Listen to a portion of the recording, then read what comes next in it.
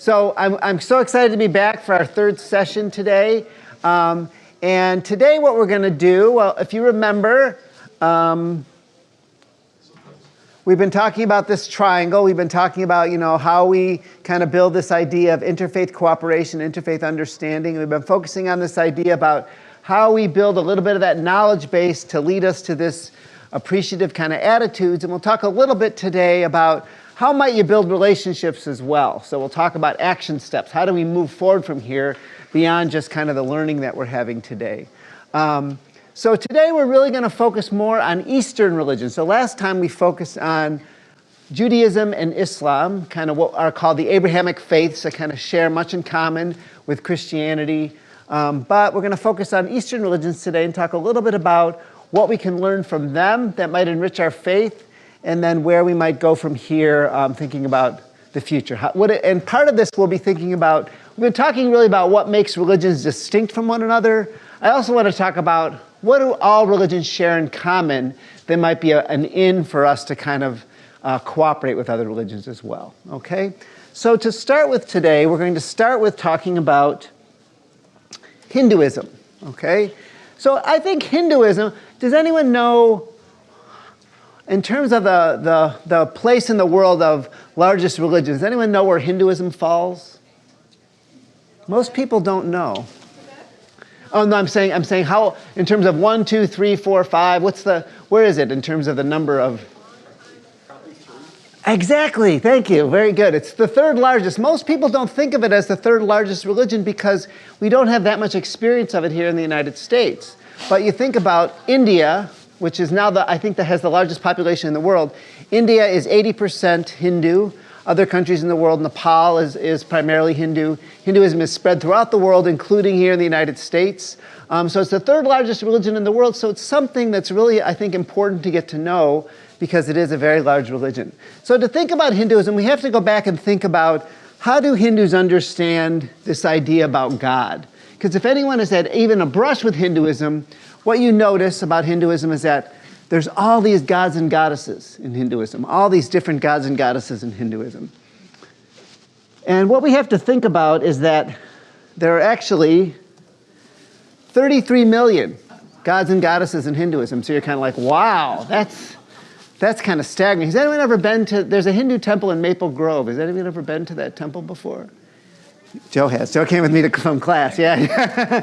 A great place, isn't it? Fascinating place. And actually, they do tours every Saturday morning. They do tours of their temple. It's a wonderful way to get to know their religion and their temple. But there's something really interesting about this idea about gods and goddesses in Hinduism. Because Hinduism says this. Hinduism says that all these gods and goddesses are manifestations of Brahman. And Brahman is the one source or ground of being in the universe which manifests itself in the many gods of tradition.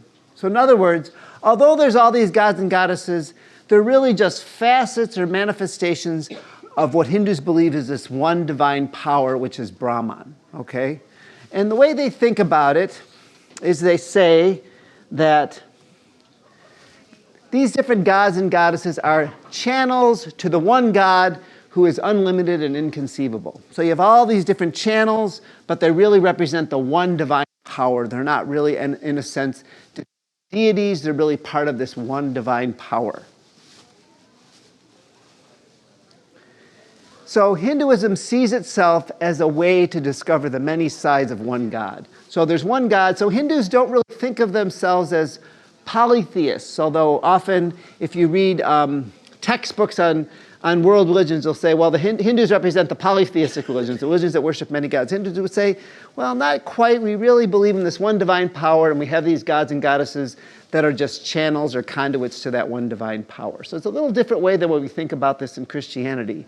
So I think it's a really interesting point. And the reason why I bring this up is because I want to tell you something that I have found really interesting in Hinduism that has really enriched my understanding. And this is this idea of Atman. Okay, Atman is what's called your true self in Hinduism. It doesn't equal the individualized self, okay? And I'll talk about that in a minute. Atman is the same as Brahman. Okay, remember we talked about Brahman in the last slide. Brahman is the one divine power. So This is saying that every person is part of the one divine power. We all have divinity as a part of us. We all are part of that one divine power. But it's not just about our individualized self. So the way they think about this in terms of the iceberg is that the tip of the iceberg is who we are as individuals in this room right now. It's what the world sees about us. But it's not all of who we are. The majority, just like in an iceberg, the majority of the iceberg is under the water, right? The majority of our self is this divine piece that's connected to Brahman, connected to this divine power, okay? And there's many different analogies in the Upanishads, which is one of the sacred texts of Hinduism about this. And it says kind of like, one way to think about it is like, you think about Atman, the connection between Atman and Brahman is kind of like salt and water. Okay, you can't see the salt, right? But you know the salt is there. So they would say, you can't see the divine in oneself, but you know the divine is there. Okay, so it's a very deep understanding of how humanity is connected to the divine, connected to this idea of Brahman. Okay, any questions so far? Does that make sense so far? I'm getting little puzzled looks. I want to make sure everyone kind of understands where we're going. Yes, ask your question. Would that be akin to the Catholics and how they worship saints? Not exactly, because it's much more, so in Catholicism, the idea of a saint is that a saint is someone who you ask for intercession to God for. In Hinduism, these gods and goddesses are worshipped in their own right, but they're understood as being manifestations of that one divine power. So actually in Hinduism, people sometimes specialize in a different god or goddess. That's their way in. So for example, one of the main gods in Hindu is called Shiva, and someone might call themselves a Shivite. So that means their particular, and their family, their particular devotion is to this god Shiva. Okay. If that makes sense. Yeah, good question though. Any other questions? Yes? You know, actually, this is really interesting. So they have something in Hinduism called the Triyamurti, which is the Hindu Trinity, which are the three kind of largest gods in Hinduism. So there's Brahma, which is the creator. There's Vishnu, which is the preserver. And then there's Shiva, which is the destroyer.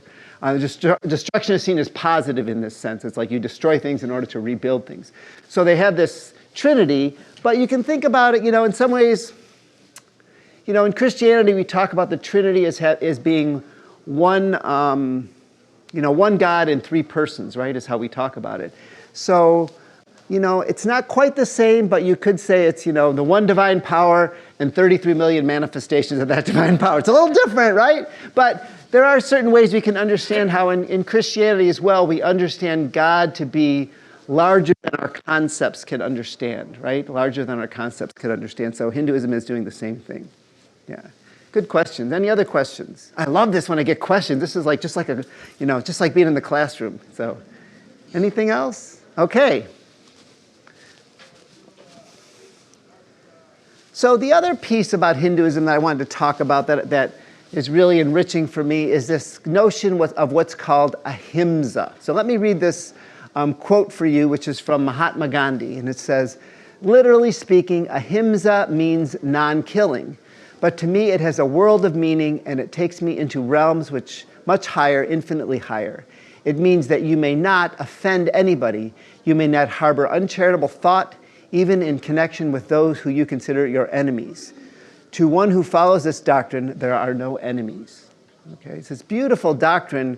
So, to say a couple things about it, as you see, it says it's not just about not killing somebody, it's about not killing somebody with your attitude towards them, not harboring uncharitable thoughts, resentment, not wishing harm to come to anyone. At the same time, when you read Gandhi, he says it's an ideal which one works on one's entire life. It's not something one achieves in a moment. You have to keep working on this your entire life. And what I think is interesting about this is we can see, if you think about it, you can see the connection between ahimsa and what we talked about earlier of Atman. Because basically, if every person is part of the divine, how could we kill another person? How could we harm another person if that person is part of the divine? Because they have the divine in them as well. So we have to treat them as if they are divine. Okay, so it's a really interesting way to think about this, okay, to think about why we should engage in this absolute idea of nonviolence. Now, it's very interesting. In Hinduism, it's also seen that other things besides humans, animals, the whole of creation, they also possess the divine as well. So there's thoughts about how you should treat the earth and how you should treat creation as well. So, for example, some Hindus, I think it's about 40% of Hindus are vegetarian because they think killing an animal would be a way of, kind of harming the divine. We shouldn't kill animals in that way. Okay, so it's an interesting concept here. Any questions about ahimsa? Yes. Well, you're not supposed to harbor any bad feelings about Vladimir Putin and Hamas. That's what he would say. I mean, Gandhi was a strict believer in nonviolence. We don't harbor those hard feelings. It doesn't mean that we don't try to work to change them, but it means we try to not harbor those hard feelings towards them. And like this is the line that I always have to stick to. It's an ideal which one works on one's entire life. So we don't achieve that necessarily, but it's something that one is always in process towards, is what he would say. So, any other questions? Okay, so let's go on to, so what I'm going to do is talk about Hinduism, Buddhism together, and then I'll talk a little bit about kind of what I think we learned from them, because there's many similarities between them. So let me go on to Buddhism then next. Okay, Buddhism. So, does anyone know who this person is here? Has anyone seen this picture before?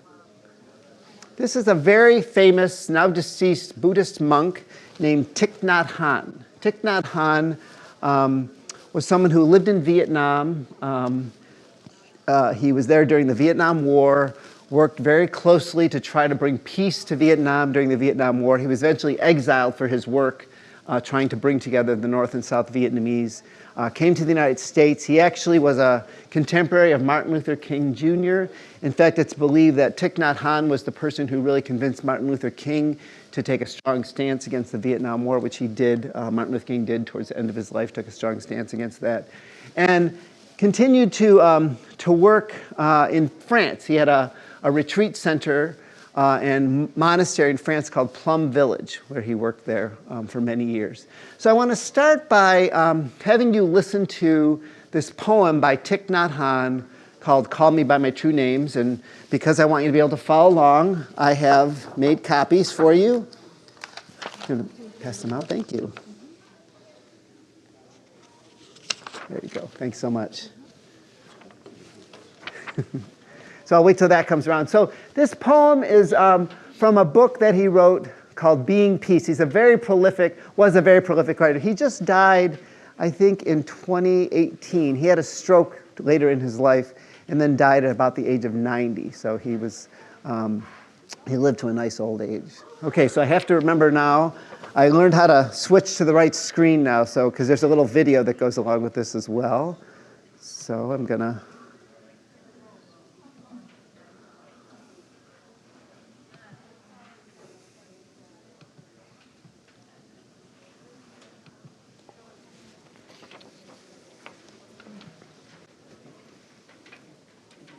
I made enough this time? All right, good. Okay, so follow along, and then I'm going to ask you, so you're prepared for what I'm going to ask you. I'm going to ask you to think about what kind of ideas from this stand out to you, either because they're ideas that you find particularly insightful and you kind of feel like this resonates with my experience, but also which ones seem curious or seem puzzling, or you're like, wow, I don't really understand what he means by that, or that's something that kind of disturbs me, what he says. So think about those things as you're listening to this.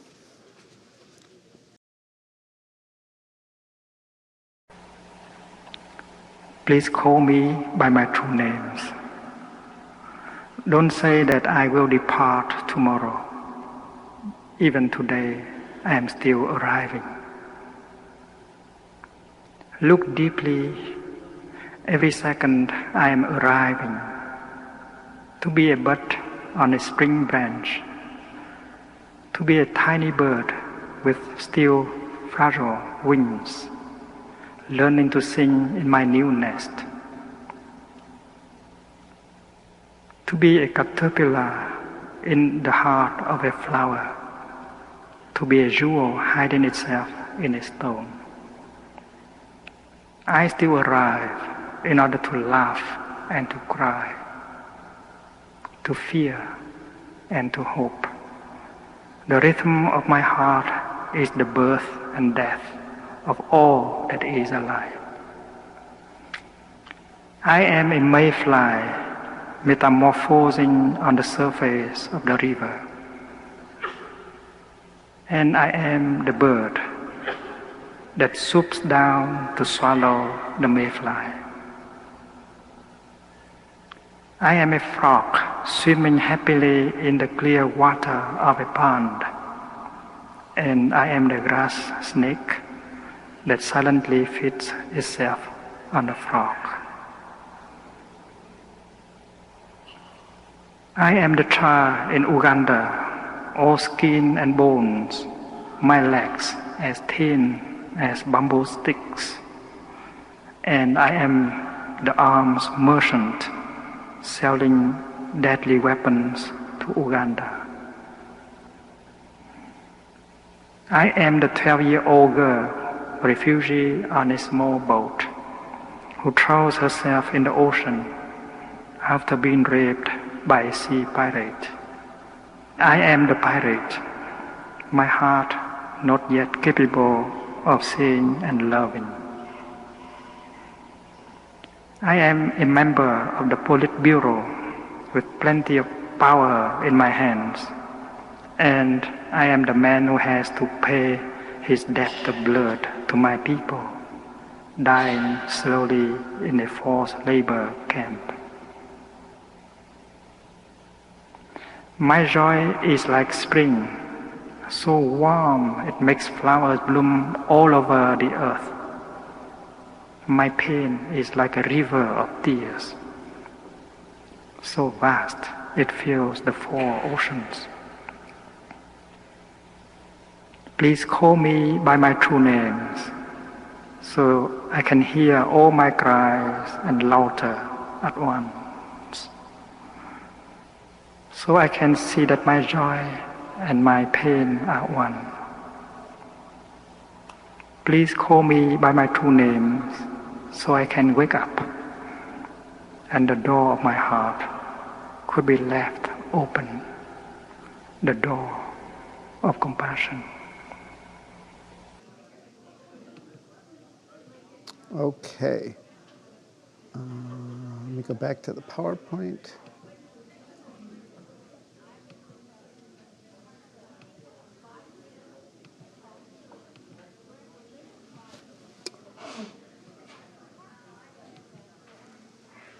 Okay, so thoughts, things that stand out to you, things that either you find interesting, resonate, things that you find difficult, things that you find puzzling.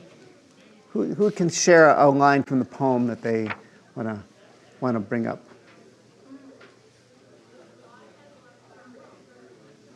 The hardest line for me was the one that said, I am the 12-year-old girl, refugee on a small boat. I am, and throws herself into the ocean after being raped by a pirate. Anyone else find that section kind of difficult, like puzzling? Like why would he be saying that? Anyone else who felt that way? Read on to the next line. Okay. And the next line, it gets even more difficult, right? Not just about this 12-year-old girl, but then I am the pirate, my heart not yet capable of seeing and loving. Yeah. So let's look at those 3 sections. That section there, that middle section. Well, though it goes along with the first section, because in the very beginning, he's the he's the mayfly who gets eaten by the frog, right? And then he's also the frog, but then he's also the child in Uganda. So some of this is very historical. So he wrote this poem in, I think, 1988. So in 1988, we still had, we had lots of things going on in Africa at the time. There was a war in Uganda. Children were starving.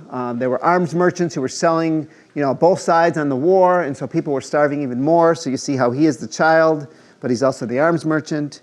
It was a time of the still people trying to flee Vietnam. Remember the boat people, the term was used, people fleeing Vietnam, going to these treacherous waters, trying to find their way.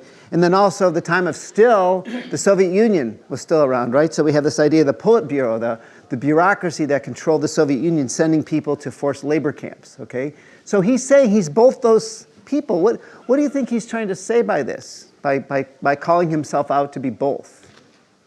Yes? I think it speaks to the tension between good and evil that is within all of us, and that battle that we have on a momentary daily basis. Okay, great. So we shouldn't necessarily think of ourselves as we're the good ones and everyone else is evil, but understand that both those impulses exist inside of us. Good. Yeah, thank you. What else? Other thoughts?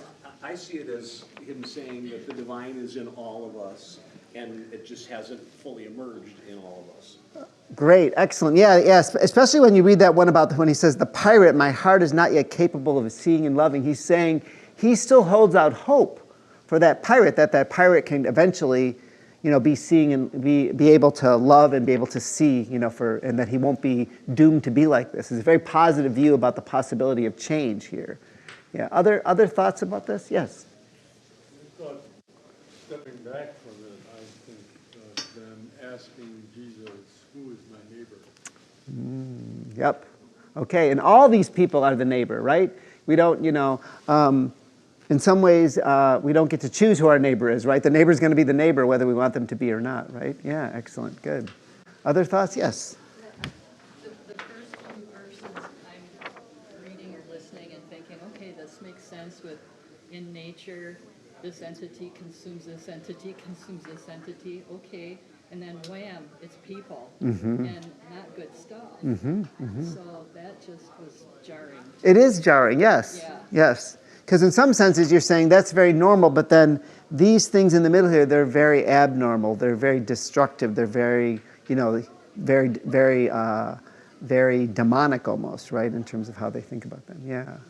Any other thoughts? Good. Great conversation here. So let me talk a little bit about how Thich Nhat Hanh sees this in light of this poem.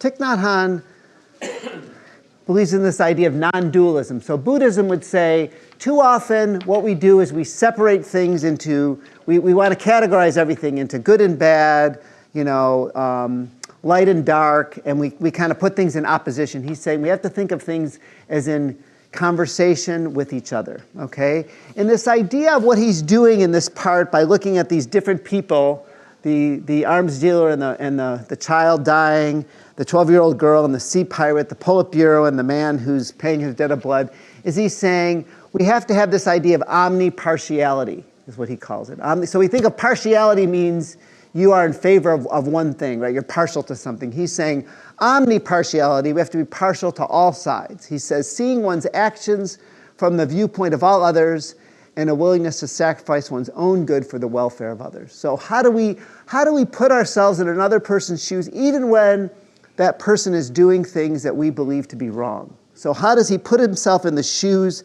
of the sea pirate, even though the sea pirate is doing something awful? And how does that change how one sees the other person because you're actually putting themselves in your shoes? Because as you can see, he's offering some empathy for him. He's saying his heart isn't yet capable of seeing and loving. There's some empathy that he hasn't yet achieved that, okay? And for Thich Nhat Hanh, he's saying if we all could do this, maybe the world would be a different kind of place that we could live in together if we could kind of start to see each other's point of view. And maybe that can help transform people in the same way.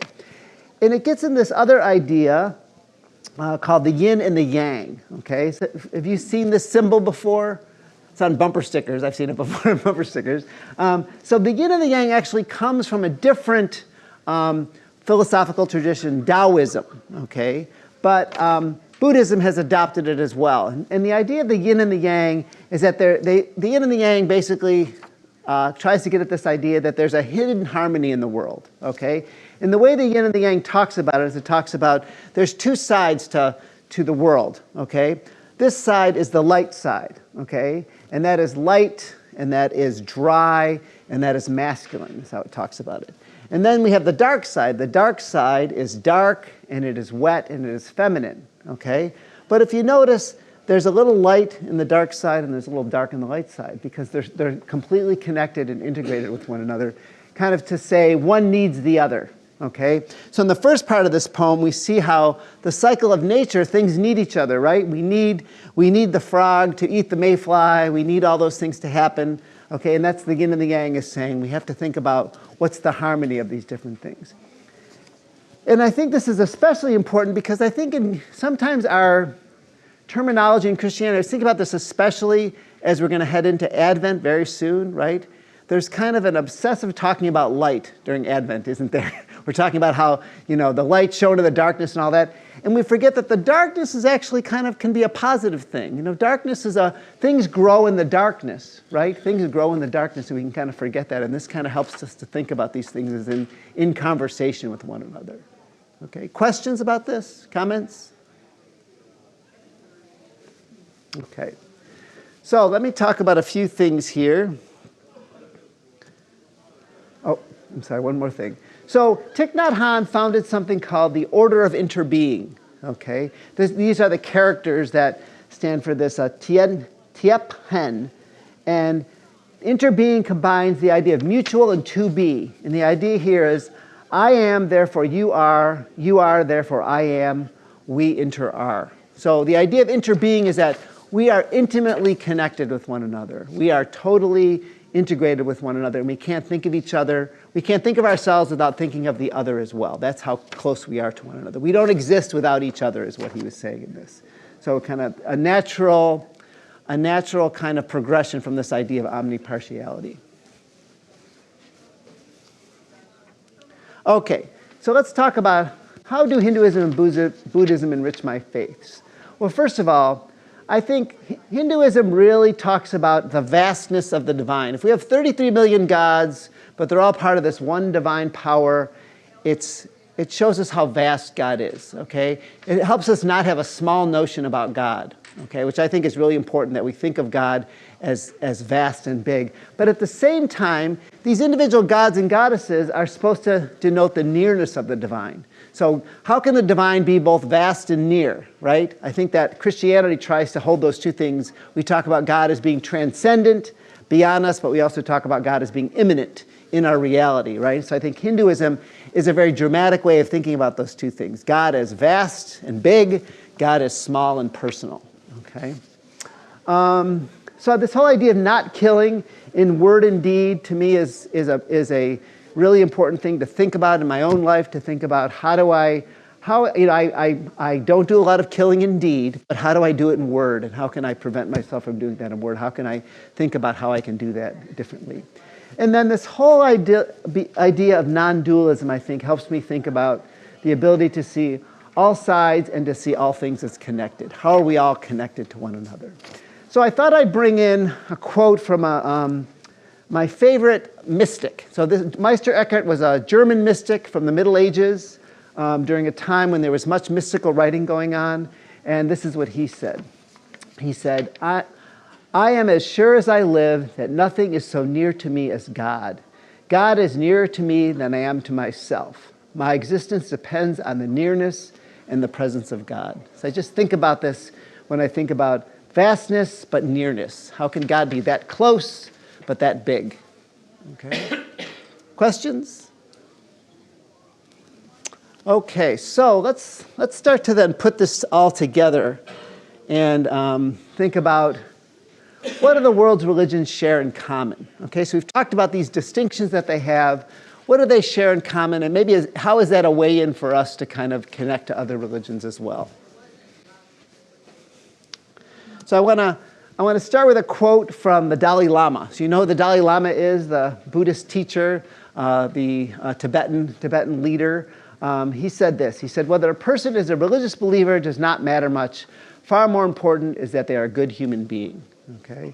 So he thought we all share that. We all share the idea of being a good human being, and that for him was good. You don't have to be a Buddhist. You have to be a good human being, according to him. So what I want to, I'm sorry. There we go. So I want to talk about something. I want to talk about the idea of compassion as the stream that runs through all world religions. Okay. Now, we often don't see the compassionate side of religions. We often see the opposite, okay? But all religions purport that compassion is central to who they are. And I want to start by showing you a short video from a scholar of world religions named Karen Armstrong. She's a British scholar who's written multiple books on different world religions, as well as she's written about violence in religion. She's written about compassion in religion. She's written about Islam. She's written about Muhammad. She's a very, very interesting scholar. So she started something called the Charter for Compassion because she felt like maybe we could help to kind of bring the world together by helping religions to think about the idea of compassion that they share in common. So let me show you this short video where she's introducing this idea of compassion as central to world religions.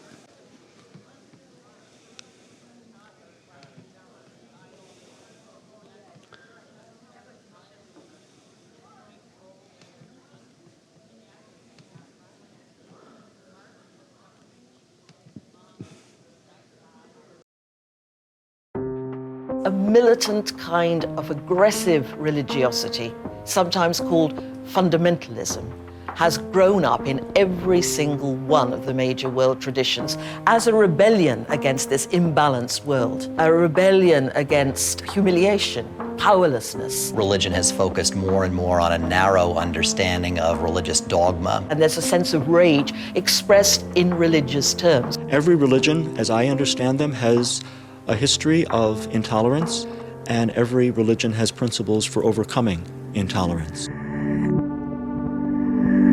I want people to hear the compassionate voice of religion. I want to change the conversation and bring compassion to the forefront of people's attention. Compassion is at the heart of my religion. And religion, when it's done in a healthy way, should enhance that. It's recognizing each other's humanity. It's realizing that it doesn't matter if they're Jewish or Christian or Buddhist or Hindu or Islamic, is that they're a fellow human being, that they're suffering, and that that's avoidable. As a Muslim, you have to submit to the will of God, and submitting to the will of God means that you have to be compassionate and kind to your fellow human beings. That which is hateful to you, don't do to your fellow. Love thy neighbor as thyself. I am thy God. Don't do to others what you wouldn't like them to do to you. The golden rule is a golden rule in so many different world religions. And we need to somehow find a way to implement the golden rule globally so that we treat other nations, other peoples, whoever they may be, as we would wish to be treated ourselves.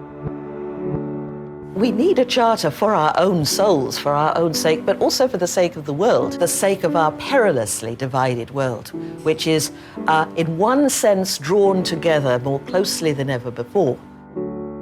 The world will be invited to make their own contributions, make their own comments, tell their own stories about compassion or the lack of it. The bus was rounding a hairpin corner and was suddenly sheared in half by a logging truck. I had broken my back, my pelvis, all my ribs. I had collapsed lungs and major internal injuries. At that point, a young man, not a doctor, not even a nurse, came and sewed up my arm with a needle and thread. And he saw the need, and this young man saved my life. And that man took off his leather jacket, took off his sweater, and then took his shoes off in the middle of the street, removed his socks, and gave them to the naked man. And both of them began to cry because it was such a moving experience that this little black lady grew these tomatoes and gave them to someone she didn't know, purely out of a sense of love. I remember she sat with me while I cried, feeling this just unconditional compassion. It felt like I was drinking fresh water. And that social worker fought for me to be able to stay in school. And from there, my life evolved. The task of our generation, whether we are religious people or secular people, is to build a global community where people of all persuasions can live together in peace and harmony.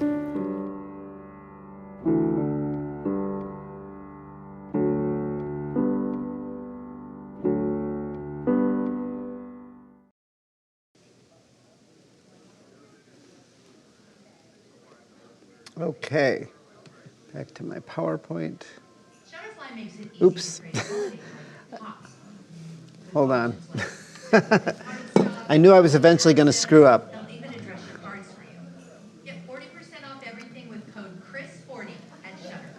Okay, we're going to get a good advertisement here.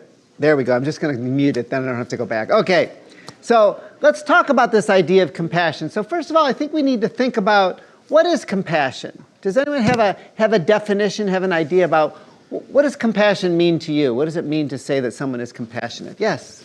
Not to fix someone else's problem, but to enter into it. Beautiful. So you're not trying to fix their problem, you're entering into the problem with them. Beautiful, beautiful. Anyone want to add anything to that about how you think about compassion?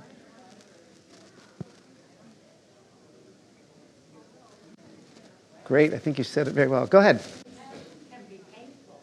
Compassion can be painful. We don't always get off easy when we're compassionate towards someone, right? Because we're feeling with them, right? So we might feel some of the same feelings they're feeling. Wonderful, thank you. Anything else?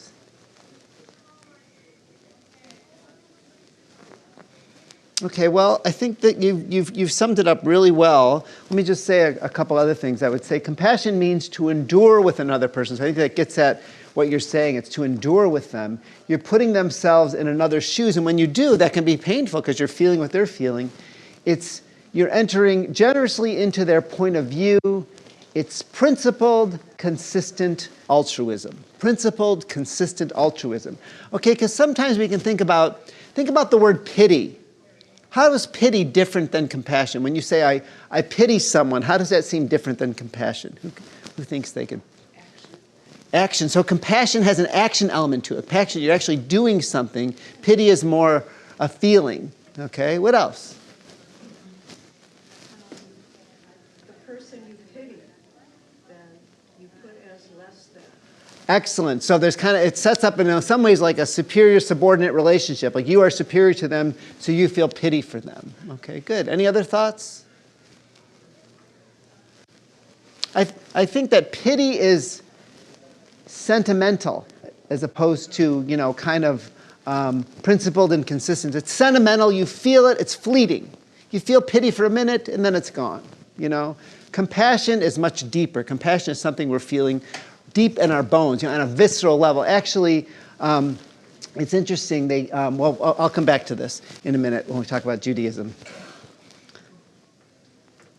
So let's talk about compassion in Judaism. I thought that was the next slide. Okay, compassion in Judaism. So let's think about compassion in some of these religions that we've been talking about and how this is a stream, again, that runs through them, something that can connect us, okay? So compassion in Judaism. So the word in Judaism for compassion is rahamin, which means wombish, okay? So it's the root word for compassion. So it's to be like a womb. Okay? Remember we heard this before when we talked about Islam? We talked about how the word in Islam, we'll come back to that as well. But this idea of wombishness. So there's one writer who writes about this and says, when a woman feels compassion, she feels it in her womb. Okay? That's how deep it is. Now, men don't have wombs, right? So it's kind of interesting, though. When they say men feel it in their bowels. I don't know if I like that as much. But the point is, it's something deep, your bowels are deep inside of you, okay? That's that's trying to say. It's trying to say it's so deep inside of you, it's visceral, okay? It's visceral is what it's trying to get at. And remember we talked about this idea of tikkun olam. If you feel this sense of compassion, wombishness, then you have to move. It moves you to action. Like you said, compassion is action-oriented. You're trying to heal and repair the world by liberating the divine sparks in all things. If you feel compassion, compassion moves you to go out and do something about it. Okay? Okay, let's go back to... Oh, and then the one other thing in Judaism. Judaism, the word mitzvot. Mitzvot are acts of loving kindness. And Jews are to go out in the world and do mitzvot, do these acts of loving kindness, acts of compassion in the world. Okay, so let's talk about Islam and compassion. So, actually, I think I have these backwards. So let me pull up both of them at once. That was strange how that did. Okay, so remember we talked last time about how God, Allah, is Ar-Rahim, mercy-given, and Ar-Rahman, all-merciful. And this is also translated as compassion. The root, again, is womb, just like in Hebrew, because those two languages, Hebrew and Arabic, are Semitic languages. They have many of the same root words, and so this is a root word for them. And here's a great quote from a Muslim thinker who says, "The Islamic tradition defines mercy as the intent to bring good to others and cause them benefit. As such, being merciful implies a desire to avert evil and harm." Okay? So again, we talked about the difference between compassion and pity, right? Pity was just like you feel something sentimental for someone. This is about, mercy, which they also is the same as compassion in this sense. You want to do something to cause good for someone, okay? And this is central to kind of the Muslim understanding, okay?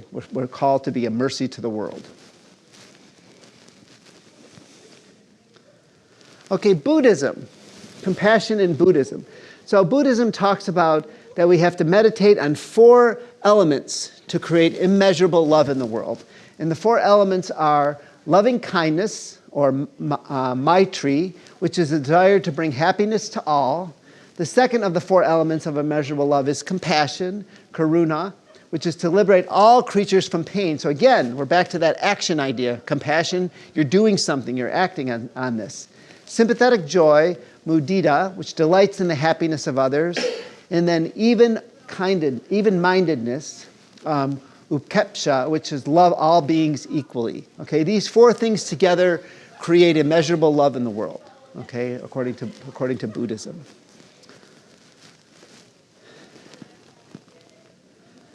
Okay, and then I bring in something we haven't talked about. We didn't talk about Confucianism at all. But I bring up Confucianism because what we call the golden rule, okay, do unto others as you would have them do unto you. Actually, Confucius was the first one to say that, okay? He's the first, they attribute the original idea to him. So I want to talk about how Confucius thought about compassion. So in Confucianism, the main goal of the human being is Ren, to have human-heartedness is how Ren is defined. And human-heartedness can be defined as, the basic to our humanness, that it's about altruism, it's about love, and it's about compassion. All these things together are put together in this idea of Ren. Behaving with this idea of humanness, altruism, love, compassion, means you have become a junzi, a mature human being. So we can't become mature human beings until we learn how to truly be loving, compassionate, and altruistic. And this was the original golden rule coined by Confucius was this: never do to others what you would not like them to do to you. Okay. So, to put this all together, here's, I know you can't see this very well, but I'm gonna give the PowerPoint to Connie, so she maybe can. This is actually the golden rule across all of these different traditions. All of them have this tradition of the golden rule. So we start at the top here. We have Hinduism, okay, that says this is the sum of duty. Do not do unto others that you would do not do to others what cause pain if done to you. Okay, so it sounds very similar. Buddhism, Confucianism, Taoism, Sikhism, Christianity, Unitarianism, native spirituality, Zoroastrianism, Jainism, Judaism, Islam, and the Baha'i faith. So all these different traditions have the same idea of the golden rule. Okay, so Karen Armstrong is right in saying we all share this idea. We all share this ideal. We don't always live it out very well. As you saw in the video, it talked about how, you can think of all the intolerance, all the violence caused by different religions, but we all have this ideal. Can we agree that we want to live up to this ideal as best we can? Okay. Questions or comments? Yes? How do we fit into this? If we are selfish, when do we take care of us? Okay, well, it's interesting. So Karen Armstrong, and I just realized now as I'm saying this, I forgot to bring the book list. I promised a book list. So I'm going to send it to Connie. I'll send my book list, because one of the books, she has a wonderful book called The 10 Steps to a Compassionate Life by Karen Armstrong. And you know what one of the first ones is? Self-compassion. Okay, so if we don't have self-compassion, how do we have compassion for others if we don't first have compassion for ourselves? So I think you're absolutely right that there has to be room for that. There has to be a place to have self-compassion, and in many ways, it's the starting point. The starting point is if we are too hard on ourselves, how can we not be hard on other people if we're so hard on ourselves, right? It seems like it's easy to be very think of others, but when your world falls apart, you have to take care of yourself. Mm-hmm. Definitely, definitely, yeah. You know, and often people find that they go hand in hand. Like it isn't that you close yourself off and all of a sudden you only are compassionate towards yourself. Sometimes when things fall apart for you, you recognize how it falls apart for other people as well, and you feel more compassion for other people. You know, I think pain cuts deeply into us, and sometimes pain makes us more compassionate, you know, in the long run. Yeah, great point. Other questions or comments? Okay, so I want to share two resources with you, because I said I wasn't just going to leave you like, okay, here's this great information, but let's get to this idea on the part of the triangle that's about relationships, right? So how do you do this? How do you build these kinds of relationships? How do you build relationships where it brings you in contact with people who might have a different religious ideas than you do, come from different religious traditions than you do? So I wanted to share with you two local organizations that are wonderful places to get involved in various ways in kind of connecting with people who are different than yourselves. The first one is called the Minnesota Multi-Faith Network, and I have to do this. I should have pulled these up earlier. I want to show you the website here.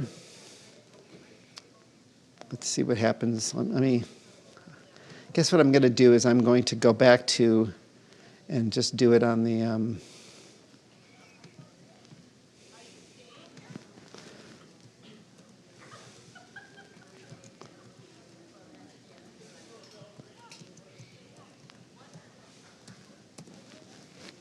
Okay, so the Minnesota Multi-Faith Network is a wonderful organization that brings together people from across different religious traditions and worldviews.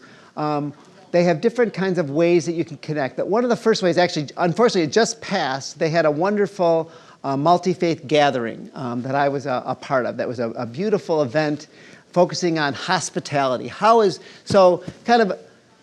could think of this as connected to compassion, but in a very specific way. How is hospitality central to our religious traditions? And it was really wonderful. So we had people from many different traditions there speaking about hospitality from their particular religious tradition. And then we, at the final end of the tradition, we enjoyed something called a Langer meal, which is the Sikh community, the religious community are called the Sikh, or the Sikhs is how we often say it. I think the proper way to say it is Sikh according to them, but we often use the word Sikh. The men who wear the turbans, you can think about people like that. They did this Langer meal for us, which they do once a day in their community, which is a free meal for anyone who wants to participate. So they hosted this meal for us. It's done in a very specific way. You sit on the floor, you take off your shoes, you cover your head, and you all sit together, face to face, shoulder to shoulder, eating this meal together. It was a beautiful experience, a wonderful experience, and I really felt, that was my first experience, even as a professor of religion, of really experiencing anything like that. It was a really wonderful experience. We also had some Indian dancers who did some dance that showed us, some of their beliefs about the god Shiva. It was a dance that related to this idea of Shiva, which was really beautiful. So it was a wonderful way to connect. There were different breakout sessions for different, groups of people. There was a breakout session for young people to think about how do you do this as a young person, for faith leaders to think about how do you do this as part of your congregations, for people in higher education like myself, how do you do this in higher education. Anyway, it's free and open to all people, and they do various workshops. Some of them are on Zoom, but you can, if you go to the Connect thing in various ways, you can kind of see the different ways that they're connecting here, but it's a great organization to get connected with. Any questions? Okay, so the other one,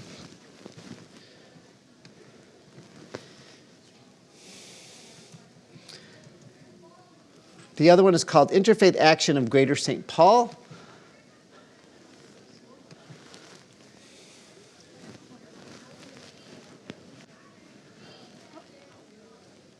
Okay, and so the Minnesota Multi-Faith Network is more focused on how we kind of come to know each other and dialogue with each other from across different traditions.